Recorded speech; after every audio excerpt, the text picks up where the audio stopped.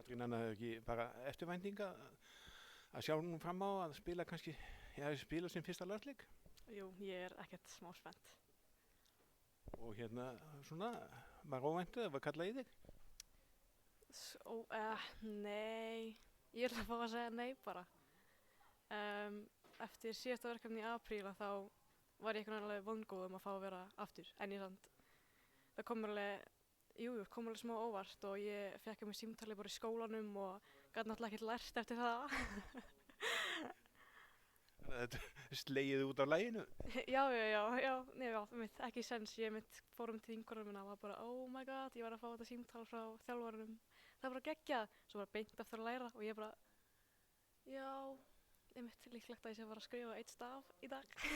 Hugurinn hefur verið komið svolítið annað. Já, 100%.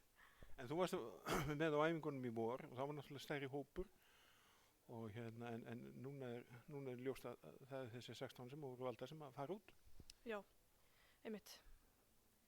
Þannig að þetta er svona fyrsti liður í undirbúningi, ekki bara búin að vera spennandi dagur að baki og fleiri framundan.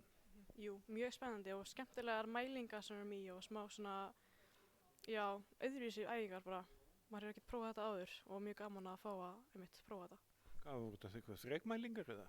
Já, við byrjum á okkur svona, ég ætla ekki að fara að mismæla með eitthvað V02 eitthvað, það mælingar, þú þá hleypur við bara eins og þú getur, endur á því svo fer maður í eitthvað svona smá halla og eitthvað og svo í dag voru svona styrktaræfingar og tjekka hvað maður getur maxað mikið í ýmsum æfingum.